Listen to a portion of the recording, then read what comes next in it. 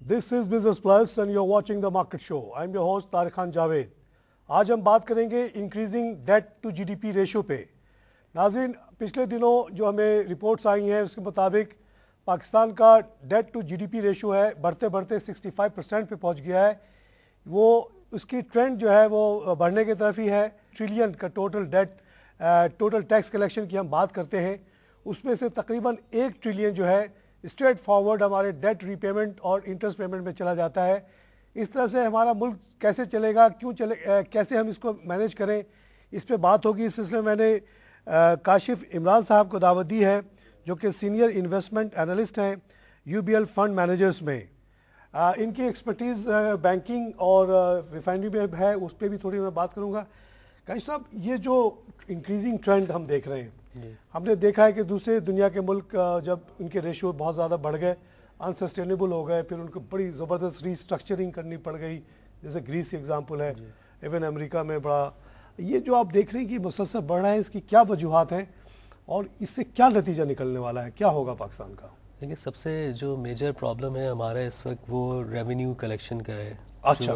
जो बहुत ही ज़्यादा लीक जा रहे हैं। जैसे इस दफ़ा का हमारा टारगेट है 1952 बिलियन का। अच्छा। और हम लाइकली वो अचीव कर भी लेंगे, लेकिन स्टिल हमारा जो as a percentage of GDP जो हमारा टैक्स कलेक्शन है वो 8.9% ऑफ जीडीपी है, जो कि 9% भी नहीं है। 9% भी नहीं है। आमतौर से लोग 9 करते रहते हैं। It's below than 9%। और ये अगर हमारी ये चीज़ बढ़ेगी, बिकॉज ये जीडीपी के कंपैरिजन अगर हम वर्ल्ड वाइड कंपेयर करें तो हम लोग सबसे नीचे इस वक्त, सबसे नीचे है इस वक्त, इंडिया से भी नीचे। इंडिया से भी नीचे। We have to increase this ratio to somewhere around 10 to 10.5 in the coming next 2-3 years, ताकि ये अगर चीज़ होगी तो फिर हमारी रिलायंस जो है वो जो एक्सटर्नल इन्फ्लोज हम ले रहे होते हैं उससे ख़त्म हो सकती है। हमने देखा कि अभी जो बैलेंस ऑफ पेमेंट क्राइसिस हुआ था पास में, जिसकी वजह से हमें IMF प्रोग्राम में जाना पड़ा था और हमने फिर 7.4 बिलियन की उनसे जो है फाइनेंसिंग ली। उसके बाद जो है वो हमने 11 बिलियन तक किया, लेकिन प्रोग्राम सस्टेन नहीं हो सका बिकॉज कुछ वजूहात की वजह से। लेकिन ये चीज़ जो हमारी जो एक्सटर्नल इन्फ्लोस के ऊपर इतनी डिपेंडेंस है उसको जो एक ही सूरत में ख़त्म कर सकते हैं जब तक हम रेवेन्यू जनरेशन को नहीं बढ़ा सकते। उसके लिए हमें टैक्स ब्रॉडनिंग करनी पड़ेगी। अगर टैक्स बेस बढ़ेगी तो फिर ही जाके ये चीज़ कर्टेल होगी और जो है हम प्रॉस्पेक्ट्स देख सकते हैं बेटर, जो कि आगे नजर आए। टैक्स बेस के बारे में बातें तो बहुत होती हैं, तमाम लीडर्स भी बातें कर रहे हैं, लेकिन ऐसा लगता है कि कोई विलिंगनेस नहीं है कुछ करने का। क्योंकि एक टैक्स की जब बात आती है एक जगह पे आके मामला रुक जाता है, वो है एग्रीकल्चर टैक्स। एग्रीकल्चर 22% आपकी इकोनॉमी को कंट्रीब्यूट करता है। वहाँ जो पार्लियामेंट हमारी इत्तेफाक से वो 100% उन्हीं के डोमिनेशन में है, वो कहते हैं जी इस सेक्टर को तो टच ही नहीं करो। तो एक बहुत बड़ा सेगमेंट वो निकल जाता है। इसी तरह ट्रांसपोर्ट सेक्टर, उनके भी बड़ा इन्फ्लुएंशियल सेक्टर है, बहुत बड़ा शेयर है उनका इकोनॉमी का। वहाँ तो बड़ी लिमिटेड स्पेस हमारे पास है एक्सपेंशन की। बातें कर देना तो आसान है, और आपकी बात बिल्कुल सही है कि 9% तो कुछ भी रेशो नहीं है। दुनिया में 50-60% तक लोग टैक्स देते हैं। तो मगर इसको आप गिवन द पॉलिटिकल सिचुएशन कैसे सही करेंगे आप? डिक्टेटर आता है वो भी कुछ नहीं करता, वो भी डरता है एग्रीकल्चरिस्ट से, ट्रांसपोर्टर से, उन पर टैक्स नहीं लगाता। डेमोक्रेटिक गवर्नमेंट में तो प्रॉब्लम ही है, अगर करेंगे तो गवर्नमेंट ही टूट जाएगी। टैक्स एवेजन जो है वो हमें ख़त्म करनी पड़ेगी, जो टैक्स एवेजन है। दूसरा ये कि हमें नंबर टैक्स ब्रॉडनिंग करके नंबर ऑफ़ क्लाइंट्स ज़्यादा बढ़ाने पड़ेंगे, और वो उसके लिए यही है कि हर किसी को टैक्स ब्रैकेट में लाया जाए, चाहे वो एग्री हो या फिर वो कॉमन इंडिविजुअल्स हो। क्योंकि अगर हम एग्री को हटा के कॉमन इंडिविजुअल्स पे भी देखें तो इस वक्त जो टैक्स ब्रॉडनिंग है वो फुलफिल नहीं करती है। उसमें काफ़ी रूम है कि हम उसको फर्दर जो है लोगों को ला सकते हैं। तो ये चीज़ बढ़ाना, टैक्स एवॉइडेंस एक अलग चीज़ होती है। टैक्स एवॉइडेंस पे अगर लोग ले बेनिफिट तो वो सही होता है, लेकिन tax evasion is not a good thing. लेकिन जो हमारी अनफॉर्चुनेटली बहुत ज़्यादा पेनिट्रेट करती है वो टैक्स एवेजन है। तो इस चीज़ को ख़त्म करने के लिए हमें बहुत रैपिडली काम करना पड़ेगा और हमें किसी तरह टैक्स बेस को ब्रॉडन करना पड़ेगा। उसके मेजर्स यही हैं कि आप डिफरेंट लोगों को रिटेल होलसेल के अंदर जाएं और उनको ब्रैकेट में लेकर आएँ, ताकि कॉमन इंडिविजुअल भी जो है वो टैक्स बेस के अंदर आए, और सिर्फ कॉर्पोरेट्स और इधर ही से आप टैक्स कलेक्शन। सैलरी वाले आप जैसे लोग जो सैलरी लेते हैं उनको तो कट जाता है, उनके पास कोई चॉइस ही नहीं है। और थोड़े से बहुत कॉर्पोरेट्स 2% लोग सिर्फ इस मुल्क में टैक्स देते हैं, तो उसमें आप ही लोग हैं ज़्यादा। तो इसको अब कैसे ब्रॉडन किया जाए? कल एक खबर ये भी आई थी कि एससीसीपी और एफबीआर की एक मीटिंग हुई और एक मेमोरेंडम साइन हुआ है कि they will share the data among themselves so that FBR can expand their activity in, based on SCCP data. तो बातें तो हो रही हैं, लेकिन मुझे तो कोई ख़ास इसमें पेशरफ्त होते हुए नज़र नहीं आ रहा बिकॉज ऑफ पॉलिटिकल इश्यूज। जैसे ही आप किसी सेक्टर पे हाथ डालते हैं, वहाँ के जो बड़े बड़े बैठे हुए हैं वो कहते हैं खबरदार इधर नहीं आना। हर तरफ से तो मना किया जाता है, तो आदमी जाए कहाँ से उसको बढ़ाए? आपके नज़र में कोई है टेक्निकल ऐसा सोल्यूशन कि जिसके तहत हम सबके पास पहुंच सके without any discrimination where he is making money from? देखिए, जो नॉर्मल फिनोमेना होता है उसमें ये होता है कि रिच पीपल को भी जो है वो ब्रैकेट में लाना चाहिए, और जो ज़्यादा रिच है प्रोग्रेसिव टैक्सेशन वाला रिजीम होना चाहिए, जिसमें ये यहाँ तो प्रोग्रेसिव है क्योंकि यहाँ के जो पैसे वाले रूल कर रहे हैं और जो बेचारे गरीब हैं वो तो पावर के थ्रू या कुछ इस तरह से जो है वो टैक्स अवॉइड कर जाते हैं। हाँ। टैक्स एवेजन कर लेते हैं। गरीब नहीं बच पाता, उसको आप इन्फ्लेशन के जरिए से टैक्स कर देते हैं, उनको इनडायरेक्ट टैक्सेस के जरिए, और उनका ना कोई बोलने वाला है ना वो समझते हैं इन इश्यूज को। सोल्यूशन यही है कि आप प्रोग्रेसिव टैक्सेशन का रिजीम जो है वो मुल्क के अंदर करें। अगर प्रोग्रेसिव जो टैक्सेशन होगी तो आप जो आगे देखें वर्ल्ड की जितनी डेवलप्ड इकॉनमीज़ है वो जो आज ग्रो करके पहुंची हैं या उनकी जो सक्सेस का राज है वो प्रोग्रेसिव टैक्सेशन पे है, उसके अलावा कोई चीज़ नहीं। वहाँ पर लोग कभी भी एक ही फार्मूला है। मगर मैं यहाँ इस तरह के इकोनॉमिक अवेयरनेस प्रोग्राम्स पिछले 2-2.5 साल से कर रहा हूँ। मेरी जितनी सियासतदानों से बात हुई, पार्टीज से बुला के पूछा है, उनसे जब कहा कि जी आप तो लंदन वगैरह जाते रहते हैं, ज़्यादातर आप वहीं रहते हैं, हाँ तो आपको पता ही होना चाहिए कि लंदन में क्या क्या टैक्सेस लगे हुए हैं। हाँ पता है। मैंने कहा वहाँ वेल्थ टैक्स भी लगा हुआ है, अगर आप वहाँ के वेल्दी होते तो आप वेल्थ टैक्स दे रहे होते? हाँ देते। अगर आप वहाँ होते और खुदा न खास्ता आप आफ्टर योर डेथ वहाँ स्टेट ड्यूटी भी आप देते? कहते हाँ देते। पाकिस्तान में हम नहीं देते। पाकिस्तान में आने का फ़ायदा क्या? फिर हम नहीं देते पाकिस्तान में, जो करना है कर लो। इसी तरह जो इनकम टैक्स वगैरह है वहाँ हायर लेवल पे बहुत ज़्यादा हो जाता है, 60% तक कट जाता है। यहाँ वो रेशो है ही नहीं और वहाँ तक लोग पहुँचते ही नहीं। ये सब लोगों को पता है, लेकिन ये पता है कि आवाम को नहीं पता, तो उसका फ़ायदा उठाते हुए वो वेल्थ टैक्स इंट्रोड्यूस करने में क्या मसला है बताइए? बिल्कुल पूरी दुनिया में है ना, और उससे कोई गरीब आदमी को तो असर पड़ेगा नहीं। एग्जैक्टली। अमीर आदमी अगर 1-1.5% अपने वेल्थ का दे भी देगा तो उसको कौन सा फर्क पड़ जाएगा? क्योंकि इन्फ्लेशन इतना है कि माशाल्लाह उसकी वेल्थ तो वैसी बढ़ रही है। अब आप देखिए तो उन्होंने सोशल बेनिफिट प्रोग्राम से कितना अपने आप को प्रोस्पेक्ट किया। वहाँ पर जो पुअर क्लास है उसको गवर्नमेंट सपोर्ट करी होती है। हमारे यहाँ जब टैक्स कलेक्शन ही नहीं होगी तो हम वो सोशल बेनिफिट्स की तरफ जाएंगे ही नहीं, क्योंकि हमारा वो सोशल बेनिफिट्स पे अगर हम जाएं इस रेवेन्यू कलेक्शन के साथ तो वो तो फिस्कल साइड अभी हम फुलफिल नहीं कर पा रहे होते। एग्जैक्टली यही बात मेरी एक पॉलिटिकल पार्टी से हो रही थी जो बड़ी बड़ी बातें कर रहे हैं, इंग्लैंड में ये है वहाँ ये है। उसको ये नहीं पता कि वहाँ का टैक्स का निज़ाम क्या है और किस तरह से वो पूरी दुनिया से कैसे कमा के लेकर आए। आपने तो कमाया नहीं, आपके यहाँ से तो गया है।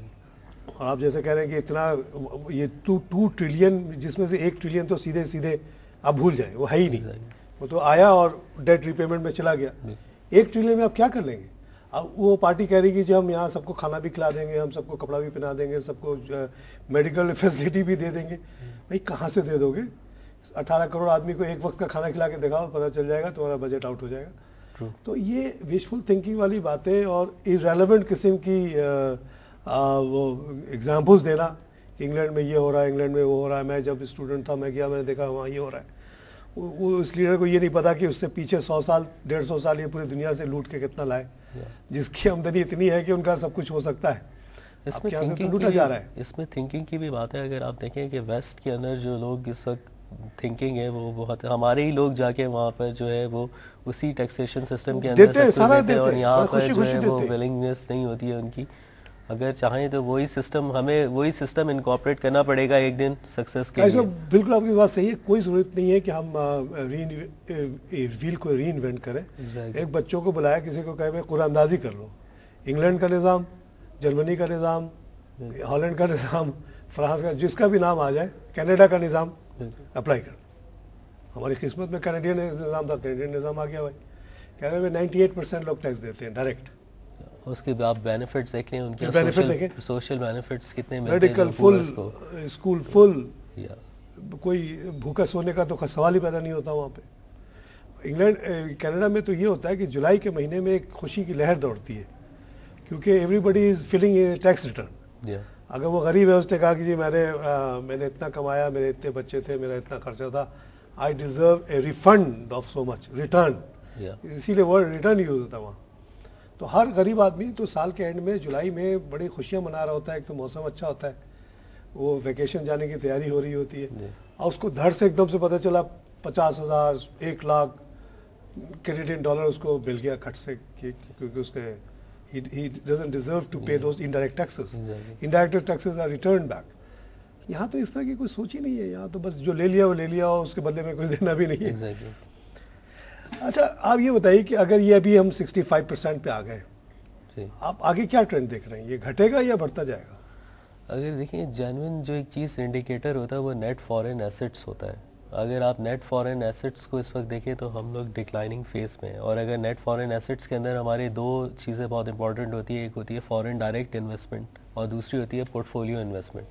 अनफॉर्चुनेटली हमारे यहाँ फॉरेन डायरेक्ट इन्वेस्टमेंट्स जो हैं वो इस दफ़ा डिक्लाइनिंग फेज़ में है, और कोई ऐसा नहीं है कि जो नए बिजनेसेस को यहाँ सेटअप करे और इनफ्लोज लेकर आए। ये पॉजिटिव इनफ्लोज होते हैं जो कि हमारे कंट्री में आने चाहिए, यानी हमें एफडीआईज़ को काफ़ी ज़्यादा फॉरेन डायरेक्ट इन्वेस्टमेंट को बढ़ाना चाहिए। काशी साहब सामने पड़ी हुई, वो कह रहे हैं FDI sharply fall bye 70% to 377 billion compared to 1.2 billion last year. अब लास्ट ईयर भी फरवरी से जुलाई के फिगर, लास्ट ईयर भी कोई बहुत अच्छे हमारी फिगर नहीं है ये 1.2 billion. We have to be much higher than used to be better before. We used to be better before. हम लोग जो थे, हम 3 ट्रिलियन के मार्क्स से नीचे आए, क्योंकि उस वक्त प्रोसेस हो रहा था हमारे यहाँ बैंकिंग के अंदर काफ़ी एफडीआईज आए थे, टेलीकॉम के अंदर एफडीआईज आए थे, लेकिन जो एक्सरसाइज इस वक्त बिल्कुल ही ख़त्म हो चुकी है हमारी। इसका सोल्यूशन यही है कि आप फॉरेन डायरेक्ट इन्वेस्टमेंट्स किसी तरह, बैंकिंग के अंदर अभी भी काफ़ी रूम है। इवन अगर आप ऑयल एंड गैस के अंदर देखें, एक्सप्लोरेशन और प्रोडक्शन एक्टिविटीज़ के अंदर वहाँ बहुत रूम है, वहाँ पैसे आ सकते हैं। दूसरा, टेलीकॉम के अंदर काफ़ी पैसे आ सकते हैं। वही है कि इन्वेस्टर आते रुक गया, इन्वेस्टर जी 3G, अब इन्वेस्टर जो वो लाना नहीं। 3G के बारे में आज सुबह हमने पढ़ा कि अफगानिस्तान में इतिसलात 3G इंट्रोड्यूस कर रहा है, यानी अफगानिस्तान हमसे आगे निकल जाएगा इस मामले में। ये हम जाया करेंगे काबुल इस्तेमाल करने 3G। अब देखिए, अनफॉर्चुनेटली हमारे पास जो है वो एफडीआईज नहीं आ रहे हैं जो होने चाहिए हमारे पास किसी सूरत में भी। अब जो हमने 3G के जो इन्फ्लोज हैं वो अपने फिस्कल साइड पर भी लिए हुए। हाँ, अगर आप देखें हमारे एक्सपेक्टेशंस में हमने फिस्कल साइड पे जो परसेंटेज रखी हुई है 4.7% ऑफ जीडीपी, उसके अंदर हमने मेजर इन्फ्लोज डाल 2.5 से 3 बिलियन तक के इन्फ्लोज लिए हुए, जो कि हम एक्सपेक्ट कर रहे हैं कि डिफरेंट तरीके से आएंगे, और वो नज़र नहीं आ रहे इस वक्त चीज़ों के अंदर। तो हम फिर यही होगा कि at the end of the day हम जाके पीएसडीपी प्रोग्राम को कट कर रहे होंगे और अपने एक्सपेंडिचर्स को मीट कर रहे होंगे। और दूसरा ये कि लास्ट क्वार्टर के अंदर वैसे ही बहुत फिस्कल साइड पे प्रेशर होता है, तो 2-2.5% की उस उधर जो है क्वार्टर की अगर वो आ गई तो 6.5% ऑफ जीडीपी पे हम क्लोज कर रहे होंगे साल। आईएमएफ की फोरकास्ट 7% की है, अगर आपने अभी जो रिपोर्ट आई थी 7% दे आर, उन्होंने ये सारे इन्फ्लोज को डिस्काउंट कर दिया। अगर आप पास्ट 2 ईयर्स के देख लें, 6.6% हमने लास्ट ईयर क्लोजिंग की है फिस्कल डेफिसिट की, उससे पहले हमने 6.2% ऑफ जीडीपी क्लोज किया है, और इस दफा भी कोई हालात सही नहीं नजर आ रहे, 6.5 या 7। और ये डिस्पाइट द फैक्ट कि हम 1952 ट्रिलियन का इस वक्त हम टारगेट मीट करने वाले हैं। हम 1.952 अगर हम टारगेट मीट कर लेते हैं तब भी हमारी फिस्कल साइड इतने प्रेशर पे है। इसका मतलब है कि एक्सपेंडिचर्स हमारे बहुत ज़्यादा है, जो कि हम किसी सूरत में, इसमें पावर सब्सिडीज़ भी हैं, पब्लिक सेक्टर एंटिटीज़ भी हैं जिनका हमारे ऊपर बिलावजह बर्डन है। वो कितना होगा काशिफ इस वक्त? पब्लिक सेक्टर एंटिटीज़ का बर्डन हमारे ऊपर तकरीबन 260 बिलियन का है, जो कि 1% ऑफ जीडीपी है। 260 बिलियन। अगर आप देखें इनको प्राइवेटाइज कर दिया जाए अगर, तो ये फिस्कल साइड पे काफ़ी 1% का रूम हमें यहाँ से मिल सकता है, जो कि हम बेहतर कर सकते हैं फिस्कल डेफिसिट को। और ये चीज़, ये भी पॉलिटिकल इशू है। ये भी पॉलिटिकल, अगर पीआईए को प्राइवेटाइज कर देंगे स्टील मिल को, तो फिर वहाँ भर्ती कैसे करेंगे जवानों की? अब ये कि हर चीज़ को ये एक ना एक दिन इनको ये करना पड़ेगा, ये रीस्ट्रक्चरिंग के बगैर कुछ ये कि जहाँ पे एक आदमी होना चाहिए वहाँ 2-2 आदमी, सबको पता है। ये जो स्टील मिल है इसकी सिर्फ प्रोडक्शन 1.1 मिलियन टन है। मैं सऊदी अरेबिया में ऐसे कम से कम 4 कंपनीज को फाइनेंस करता रहा हूँ जिनकी कैपेसिटी यही थी, और उनके total man power component was 2500 के अंदर था। यहाँ 25,000 लोग ज़्यादा शायद बैठे हुए हैं। जी तो that is a political issue ना। या अगर आप निकालेंगे तो वो 25,000 को निकालना पड़ेगा, 2,500 को रखना पड़ेगा बिल्कुल to run it profitably. Steel is steel, steel में कुछ भी नहीं होता, simplest form of energy industry. एक आप स्क्रैप लाते हैं, उसको गर्म करते हैं एक सर्टेन हीट पे, स्टील बन जाता है। The competition is so tough in steel industry कि it's very very difficult to make money out of this, because energy तो आप सर्व करेंगे, बिल्कुल उसका बिल आएगा, और बाकी जो स्क्रैप खरीदेंगे उसके भी बिल आएगा, वो जो इंटरनेशनल प्राइस पे ही होगा। अब what you are doing is converting this scrap और रॉ मटेरियल इनटू स्टील। तो जो गैप है ना इन दोनों के वैल्यू एडिंग में, वो बहुत ही छोटा है। एग्जैक्टली और उसके अंदर जो 65% तो एनर्जी कॉस्ट आ गया, उसके बारे में आप कुछ नहीं कर सकते। आप भी उतनी खर्च करोगे, मैं भी उतनी खर्च करूंगा, there is no advantage you have because you are Kashif, इसलिए वो एनर्जी कम खर्च नहीं होगा, उतनी खर्च होगा जितना तारिक खान कर रहा है। तो बड़े मुश्किल इंडस्ट्री है, उसको कमाने के लिए तो आपको जब तक आप एक एक पैसा ना बचाएं, you can not survive. Steel mill has to lose. Economies of scale चाहिए, इकोनॉमीज ऑफ स्केल नहीं होगी, स्केल भी नहीं है। 1.1 क्या स्केल है, कुछ भी नहीं, मामूली, बहुत मामूली सा यूनिट है ये। 2.5 इससे 2.5 गुना बड़े बड़े प्लांट सऊदी में लाखों हजार बहुत सारे लगे हुए। काशिफ यहाँ पे लेते हैं थोड़ा सा ब्रेक, ब्रेक के बाद नाज़रीन हम लेंगे छोटा सा ब्रेक, ब्रेक के बाद हम फिर आते हैं।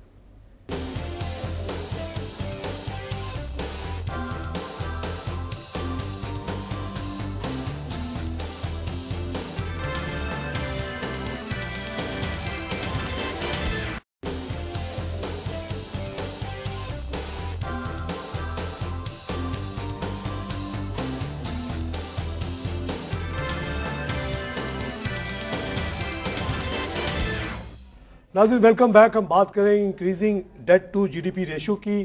काशिफ इमरान साहब हमारे साथ मौजूद हैं, यूबीएल के फंड मैनेजर से इनका ताल्लुक़ है। काशिफ इकोनॉमिस्ट होने की हैसियत से काफ़ी कंसर्न शो कर रहे हैं, ये जो इंक्रीजिंग डेट रेशो है ये 65% पे पहुंच गया है, और हम वेज एंड मीन्स ढूंढ रहे हैं कि किस तरह से इसको कम किया जाए। ट्रेंड तो ऐसा लग रहा है कि बढ़ ही रहा है। फॉरेन इन्वेस्टमेंट्स हमारे बहुत कम हो गए, हमारी जो ट्रेड डेफिसिट है वो अपनी जगह पे मौजूद है, हमारे इंपोर्ट्स बहुत ज़्यादा है, एक्सपोर्ट बहुत कम है, 25 बिलियन कुछ भी नहीं होता। तो अब कोई रास्ता नज़र नहीं आ रहा है। काशिफ का ये कहना है कि गवर्नमेंट के एक्सपेंडिचर्स बहुत ज़्यादा हैं, हमारे डेट रीपेमेंट में जो बहुत बड़ा रकम जो है चला जाता है, हालांकि टैक्स रेवन्यूज़ काफ़ी बढ़ रही है, ऑलमोस्ट 2 ट्रिलियन पे पहुँच गई है, लेकिन उसमें से 1 ट्रिलियन तो सीधे के सीधे डेट रीपेमेंट पर चला जाता है। सिर्फ 1 ट्रिलियन में ये मुल्क कैसे चले। काशिफ जाने से पहले एक बड़ी इंपॉर्टेंट बात बता रहे थे कि तकरीबन जो गवर्नमेंट के जो इंटरप्राइजेज हैं जो कि नॉर्मली कमा के देना चाहिए, जहां हमारे कौम का पैसा लगा हुआ है, रेलवे है, स्टील मिल है, पीआई है, कोई भी आदमी कारोबार करता है तो ये सोच के करता है कि यार ये पैसा लगाऊंगा तो कुछ रिटर्न आएगा। तो काशिफ ये कह रहे हैं कि रिटर्न तो छोड़े, 260 बिलियन हर साल उल्टा हमें इनको देना पड़ता है। पहले तो हमारी इन्वेस्टमेंट लगी हुई है, फिर ऊपर से हम 260 बिलियन हर साल देते हैं। नॉर्मली कोई भी कमर्शियल बैंक आदमी, नॉर्मल आदमी वो कहेगा ये कारोबार बंद करो यार, है कम से कम देना तो ना पड़े ना, लेना ना पड़े तो आप ये कह रहे हैं कि इनको ठीक करना बहुत ज़रूरी है, इनको प्राइवेटाइज करना बहुत ज़रूरी है, क्योंकि अगर प्राइवेटाइजेशन से ये होता है कि अगर कुछ परसेंटेज प्राइवेटाइज कर दी जाए तो वो एक कंपटीशन लेकर आती है, जो कंपटीशन से फिर इकॉनमीज़ ऑफ स्केल अचीव होगी, और उस इकॉनमीज़ ऑफ स्केल के फिर फ्रूटफुल रिजल्ट्स हमें प्रॉफिटेबिलिटी में नज़र आएंगे। अगर आप देखें, आपका मतलब है कि पोर्शन रिलीज आप भेज दें और मैनेजमेंट दे दें उनको, ये मैनेजमेंट राइट्स अगर आप देते हैं तो वो एक एफिशिएंसी और इफेक्टिवनेस का जो कॉन्सेप्ट है वो नज़र आएगा, और उससे जो है ये जो हम 260 बिलियन दे रहे हैं ये फिर जो है उल्टा रिवर्स हमें जो है प्रॉफिटेबिलिटी के अंदर चीज़ें नज़र आनी शुरू होंगी। और दुनिया के अंदर आप देख लें, कहीं पर भी आप पास रेलवेज़ के, अगर आप इंडिया के अंदर ही देख लें, रेलवेज़ कितना उनके एफिशिएंट हो चुके हैं, उनके मिनिस्टर्स ने जो किया, या अगर हाँ रेलवे कमाता है वहाँ रेलवे काफ़ी बेहतर हालात में हो चुका है। अगर आप पहले रेलवे देखें उनके यहाँ, तो रेलवे के अंदर कौन मसले मसाइल थे, लेकिन उन्होंने इम्प्रूव किया तो हम लोग भी इम्प्रूव कर सकते हैं। अगर वो इम्प्रूव कर सकते हैं तो हमारे यहाँ भी काफ़ी रूम है कि इस चीज़ को इम्प्रूव करने का। इसी तरह अगर आप पीआईए देखें, पीआईए के अंदर बहुत, अगर आप थोड़ी बहुत प्राइवेटाइजेशन कर देते हैं प्राइवेट पीआईए के अंदर, तो वो जो एक एफिशिएंसी और इफेक्टिवनेस है, ये इकॉनमीज ऑफ स्केल है, वो आपको नज़र आएगी और वो फिर फ्रूटफुल रिजल्ट्स में नज़र आएगी। पीआईए को लॉस करने का कोई वजह ही नहीं है, इतनी बड़ी गारंटीड उसको ओवरसीज़ पाकिस्तानियों की मार्केट मिली हुई है। हम लोग ओवरसीज़ में रहे, हम 1000 तकलीफ़ों के बाद हम कहते थे बैठना तो पीआईए पे बैठना है, बिरयानी खानी है, हर हाल में खानी है। और वाकई अच्छा भी लगता था, आपने हरा झंडा देखा और बैठ गए, अपने लोग नज़र आ गए। तो हर हाल में एक रिवील्ड प्रेफरेंस है पक्ष पीआईए की, और कोई मामूली नंबर्स नहीं है हमारे ओवरसीज़ की। मिडल ईस्ट में इतनी बड़ी तादाद में लोग साल में 4-4 दफ़ा आते हैं। इसी तरह डोमेस्टिक मार्केट आपकी इतनी बड़ी है 18 करोड़, उसको लॉस करने का क्या सवाल पैदा होता है? एग्जैक्टली। ये फ्रेंचाइज किसी को मिल जाए तो वो तो कमा के पीट लेगा पैसे। इसी दौरान हम देखते हैं कि हमारी छोटी छोटी कंपनीज, प्राइवेट कंपनीज इतने इफिशिएंट और इतनी अच्छी क्वालिटी के बस सर्विसेज शुरू कर दिए हैं which are competing with the railway and PIA airline. और अब आप देखिए मेरे ख्याल में ज़्यादा से ज़्यादा लोग तो बसों पे जा रहे हैं, आ रहे हैं मुल्क के अंदर। अगर आप वन वर्ड में मुझसे पूछें कि मेजर प्रॉब्लम इस वक्त जो पीआईए के अंदर वो क्या है, तो वो स्ट्रक्चर की है। अच्छा, स्ट्रक्चर को रीडिफाइन करना है, उसको पूरा रीस्ट्रक्चरिंग हो जाएगी तो ये जो लॉसेस हो रहे हैं ये प्रॉफिटेबिलिटी में बहुत इजीली कन्वर्ट हो सकते हैं। आप 1-2 साल के अंदर बिजनेस मौजूद है। असल होता है काशिफ बिजनेस का ना। अब मिसाल में पैसेंजर ही नहीं है तो आप क्या कर लेंगे? एग्जैक्टली। कितने बड़े भी आप जीनियस हो जाके क्या कर लेंगे? कारोबार ही नहीं है, कारोबार तो मौजूद है, तो ये लॉस करने का। इसी तरह रेलवे, अगर ये छोटी छोटी बस की कंपनियां 1400-1500 रुपये में पेशावर तक पहुंचा रही हैं लोगों को, और लोग जा रहे हैं, अच्छे से अच्छी सर्विस की कंपटीशन हो रही है, बड़े सीट्स, बड़े ये, तो आजकल लंच भी मिल रहा है और पानी भी मिल रहा है। अगर ये छोटे छोटे लोग कर सकते हैं तो भाई railway can not do this. Exactly. Freight का इतना बड़ा कारोबार है, ये ट्रक्स लेके जा रही हैं, तो ये कोई वजह नहीं है कि आप बिल्कुल सही कह रहे हैं कि अगर इसको रिस्ट्रक्चर कर दिया जाए, प्राइवेटाइज किया जाए, जैसे रेलवे में भी कोशिश हो रही है, एक सर्टेन सेक्शन को दिया उन्होंने, तो ये सब चीज़ें कन्वर्ट हो सकती हैं। और ये अब चाहे ना चाहे हमें करना ही पड़ेगा। हालात अब ऐसे होते जा रहे हैं। At the end of the day हमें ये, जो कि 1% of GDP is a sufficient amount. 1% of GDP आप सिर्फ पब्लिक सेक्टर एंटिटीज़ को के लॉस को बिला वजह बेयर कर रहे हैं। यानी अगर आपका 6.5% ऑफ जीडीपी की क्लोजिंग होनी है तो वो आपकी 5.5% की जीडीपी की क्लोजिंग होनी चाहिए थी, जो आप इनको इस वक्त। आपके लिहाज से as an economist, as a banker, आप क्या समझते हैं what should be the target for GDP? जो हमारा गैप है, ये कुछ लोग कहते हैं 4% तक is okay. What is your view, what is IMF view on this? अभी अगर आप जीडीपी ग्रोथ की बात करें नहीं, तो डेफिसिट की मैं बात कर रहा हूं। डेफिसिट जो है हमारा इस वक्त कम से कम 4% ऑफ जीडीपी पे होना चाहिए। 4 होना चाहिए, 4 होना चाहिए, उससे ज़्यादा नहीं होना चाहिए। उससे ज़्यादा नहीं होना चाहिए, जो कि सस्टेनेबल होता है। थोड़ा बहुत डेफिसिट हो। आईएमएफ ने भी क्या यही डिमांड किया है? आईएमएफ ने जो टारगेट था वो 4.9% ऑफ जीडीपी था, लेकिन 4.9% के बाद जो हालात है, गवर्नमेंट ने जो टारगेट दिया वो 4.7% ऑफ जीडीपी के था, लेकिन फिस्कल स्लिपेज की वजह से वो जो है 5.1% पे गया गवर्नमेंट का टारगेट। और अब ये नज़र आ रहा है कि 6 से प्लस ही नज़र आ रहा है, 6.5% ऑफ जीडीपी। और आईएमएफ की अभी रिसेंट जो रिपोर्ट आई थी उसके अंदर उन्होंने 7% ऑफ जीडीपी जो है कोट किया। खासी गैप हो गई है उनके टारगेट से हमारे। exactly. यही वजह है कि वो हमसे डील ही नहीं करना चाहते हैं। वो कहते हैं हमारे पैसे वापस करो। अब और अच्छा, आपने 2008 की बात की, उससे मुझे बड़ी खौफ महसूस हुआ कि 2008 में तो हमारे पास एक आईएमएफ का ऑप्शन मौजूद था। 2008 हासिल किया, बड़े इस पे बात ले दे भी हुई कि क्यों गए, भाई नहीं जाते तो क्या करते बताओ। अब बताइए कि अगर फिर से वही सिचुएशन क्रिएट हो जाए 2008 वाली, तो क्या करेंगे हम? 2008 में जो एक चीज़ थी वो बैलेंस ऑफ पेमेंट क्राइसिस जो एक चीज़ हुई थी, उसमें ज़्यादातर आपका करंट अकाउंट डेफिसिट बहुत ज़्यादा बढ़ गया था। Current account deficit was at 8.4% of GDP, और आपकी फिस्कल डेफिसिट जो थी वो इस वक्त 7.3% ऑफ जीडीपी पे थी, जो कि बहुत हायर साइड पे थी। और ये बैलेंस ऑफ पेमेंट का इशू फॉर्चुनेटली अभी इतना ब्लीक नहीं है। हमारे जो thanks to the remittances which we are receiving, जो हमारी बिलियन से ऊपर आ रही है, उसकी वजह से करंट अकाउंट साइड पे अभी तक हम सस्टेनेबल है। 3% ऑफ जीडीपी है। लाइकली ये लगता है कि हम लोग 3-4% ऑफ जीडीपी तक क्लोज कर लेंगे, जो कि इतना वल्नरेबल नहीं है जितना कि उस टाइम पे था 2008 के क्राइसिस। ये जो रेमिटेंसेस बढ़े उससे बड़ा, ये रेमिटेंसेस की वजह से इस वक्त हमें, अदरवाइज ट्रेड डेफिसिट अगर आप देख लें तो ट्रेड डेफिसिट तो इस दफ़ा मुझे लग रहा है कि जो टारगेट था उससे काफ़ी ऊपर नज़र आ रहा है। 17-18 बिलियन के करीब ट्रेड डेफिसिट लगता है। इंपोर्ट्स लगती है 42 बिलियन की क्लोजिंग पे, और एक्सपोर्ट्स जो है वो 25 बिलियन पे। लेकिन अगर आप देखें एक्सपोर्ट्स को हमें अगर कभी मेजर करना चाहिए तो एक्सपोर्ट्स को अगर हम जीडीपी से कंपेयर करें, जो जीडीपी साइज़ बढ़ रहा है, तो एक्सपोर्ट्स वही 25 बिलियन पर है। तो अगर exports as a percentage of GDP देखें तो वो तो फिर भी नीचे आ रहा है। सेट अगर आप 25 बिलियन ही बहुत अच्छा रखते हैं point लास्ट आपने ईयर कहा, के जितना, तो जीडीपी साइज तो ग्रो कर गया, सही, तो उससे तो और नीचे हो गया। तो ये चीज़ एक्सपोर्ट्स का इसका रेशियो को मतलब है बढ़ाना कि बहुत जरूरी है हाँ, एक्सपोर्ट। इसका मतलब है कि एक्सपोर्ट्स में और ज़रूरत है हमें काफ़ी आगे जाने की। और ये जो ऑयल प्राइसेस हैं उसकी वजह से भी एक मसला रहा है कि ऑयल या प्राइसेस वो अभी एवरेज जो कर रही हैं वो तकरीबन 115 के करीब कर रही हैं, जिसकी अरब लाइट प्राइसेस जो है, जिसकी वजह से हमारा ऑयल इंपोर्ट बिल जो है वो बहुत ऊपर आया हुआ है। ऑयल इंपोर्ट बिल हमारा जो है इस वक्त तकरीबन 60% ओवरऑल इंपोर्ट्स का है। दूसरा ईटे बिल का जो अगर हम इंपोर्ट बिल देख लें वो बहुत हमारा ऊपर है। वो जो फूड पाम ऑयल जो आता है पाम हमारे ऑयल पास की 1 वजह से बिलियन का सुना हुआ आ 1 जाता है। बिलियन का से उसमें फूड के अंदर ज़्यादातर हमारा पाम ऑयल का ही इस वक्त एक्सपेंडिचर है।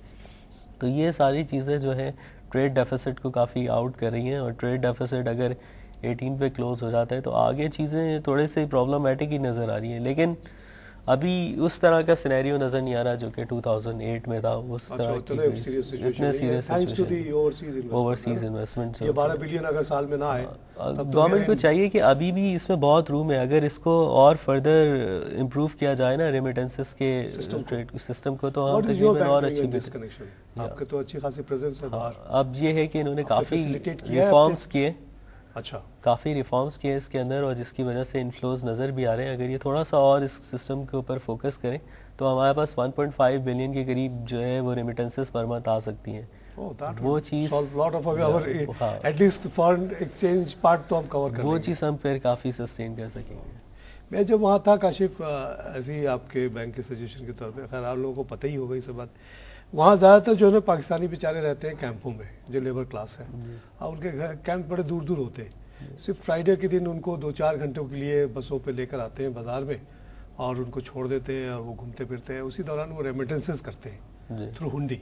जी, वो जो बाज़ार होते हैं ना, उनका मेन काम हुंडी का होता है। एग्जैक्टली, जगह जगह लोग बैठे होते हैं, कोई नौशहरे का आदमी बैठा हुआ है, कहीं पे रसालपुर का आदमी बैठा हुआ है, सबको पता है। तो सारे रसालपुर वाले वहाँ पहुँच जाएंगे, हाँ भाई मेरा गांव फलाना है, वहाँ मेरा बाप है, उसको ये पैसा भेज दो। उसने ले लिया, और 2 घंटे में कम्युनिकेशन हो जाती है मोबाइल से, और दूसरे दिन पैसा मिल जाता है। Banks can not come even near that. Exactly. तो वो बहुत, आप जो 500 एक्स्ट्रा कह रहे हैं ना, वो अचीव हो सकता है अगर हम भी इस तरह की कुछ चीज़ें करना शुरू कर दें। अभी भी हुंडी का इन्फ्लुएंस है, गाँव गाँव में पहुँचता है। डॉक्यूमेंटेड इकोनॉमी और अनडॉक्यूमेंटेड इकोनॉमी का हमारे अभी भी मसला है। इतना वॉर ऑन टेरर पे इतनी एंटी मनी लॉन्ड्रिंग बातें हुई, लेकिन ये अब गांव गांव में कैसे पहुंचाया जाए? कोई अब जैसे इजी पैसा का सिस्टम यहाँ आया है, उस टेक्नोलॉजी को जैसे आपका बैंक यूपीएल मिला के कुछ ऐसा निज़ाम करे कि जैसे ही वो कोई आदमी ब्रांच में, या आपके लोग जाके ब्रांच एक कोसा बना के बैठ जाए every Friday during this 4-5 hours, क्योंकि भाई इधर आ, और जहाँ जिस गांव में बोला हम पैसा पहुँचाते हैं तुम्हारे वालिद को कल परसों पैसा मिल जाएगा, दिस इज़ आवर गारंटी। तो ये उनको रिप्लेस किया जा सकता है, वो जो अनरिलायबल है शायद, लेकिन वो रिपीटेशन पे चल रहे होते हैं, और लॉसेज ऐसा सच होते नहीं, कभी कभी हो जाते। तो there is a room. Exactly, सिर्फ ये है कि वो चीज़ इलीगल आ रही है, और वो लीगल आ जाएगी, है ना, यूबीएल से आ गई तो करने की जरूरत है। रेट में भी आप कम्पीट कर सकते हैं, कोई ऐसा मसला नहीं है। अभी मैं आज ही की खबर है, इत्तिसालात ने कहा है कि हम एसएमएस के थ्रू मनी ट्रांसफर्स शुरू कर रहे हैं यूएई में जी। तो उस टेक्नोलॉजी को कंबाइन कर लिया जाए, इजी पैसा, इत्तिसालात, तो ये हो सकता है, टेक्नोलॉजिकली थिंग्स आर पॉसिबल। अच्छा काशिफ, इस पे बहुत अच्छी बात हुई, बहुत कुछ मैंने भी सीखा, I am sure others must have learned a lot from your input. You are an expert on banking sector and refinery. Banking के बारे में न्यूज़ ये है, large profit banks profit grew by 27% in 2011. इस पे एक जनरल कमेंट कीजिए कि why the banks are doing so well and which are the major players and relatively उनकी क्या पोजीशन चल रही है? अगर आप टॉप 5 बैंक्स की देखें तो सबसे हाईएस्ट प्रॉफिटेबिलिटी इस दफ़ा एजविल ने शो करी 20.7 बिलियन की। उसके बाद एमसीबी ने 19.5 बिलियन का प्रॉफिट शो किया। फिर आप नेशनल बैंक को देख लें, 17.5 बिलियन का प्रॉफिट शो किया। एलाइड ने जो शो किया वो 10 बिलियन का प्रॉफिट है। यूबीएल ने 15 बिलियन का प्रॉफिट शो किया। तो ओवरऑल 15 ओवरऑल 15 बिलियन जी। आपने उसको नीचे मेंशन किया इसलिए हाँ, मुझे हैरत हुई क्योंकि आपका अपना बैंक है। मैंने इसीलिए बाद में रखा कि अच्छा, बीइंग मॉडेस्ट। या मगर you 15 billion is beautiful. MCB 19 आपने बताया। 19 बिलियन, 19.5 बिलियन। 19, और एमसीबी इतना बड़ा बैंक मशहूर ज़्यादा है प्रॉफिट के पॉइंट ऑफ व्यू से। सबसे देखें अगर सबसे एक्स्ट्राऑर्डिनरी बात यह कि एचबीएल ने 22% की डिपॉजिट बेस भी शो करी है। और प्रॉफिटेबिलिटी का मैं पढ़ रहा था कि it grew more than 39% over the last year. या UBL has a very good year this year. As a growth of deposit आपने कितना बताया? जो 22% की ग्रोथ है वो एचबीएल के केस में है, जो कि बहुत Deposit एक्सेप्शनल है कि आप इतने बड़े साइज के ऊपर जो है वो इतना अच्छा प्रॉफिट वो ग्रोथ दिखा दे डिपॉजिट के अंदर। दैट्स रियली असल चीज तो ग्रोथ ही ऑफ डिपॉजिट। मैं हमेशा यही कहता हूँ कि हमारे यहाँ जो है वो कंपटीशन अभी विद इन द बैंक्स नहीं है। हमारे यहाँ अभी फाइनेंशियल पेनिट्रेशन की बहुत ज़रूरत है। हमारी यहाँ जो पेनिट्रेशन है वो सिर्फ 20% होगी इस वक्त। 80% मार्केट हमारे पास अभी ब्लैंक पड़ी है। इसीलिए आप देखें सबकी डिपॉजिट बेस ग्रो करी है। अभी वो कंपटीशन की स्टेज तो उस वक्त आती है जब 80 या 90% की डिपॉजिट सैचुरेशन हो जाए और फिर कंपटीशन स्टार्ट हो। तो अभी तो हर किसी के पास अभी आप देखें ना, आप मुल्क में घूमे तो सवाए बड़े बड़े सेक्टर्स में कहीं और बैंक ही नजर नहीं आता आपको। छोटे छोटे टाउन्स वगैरह में है ही नहीं।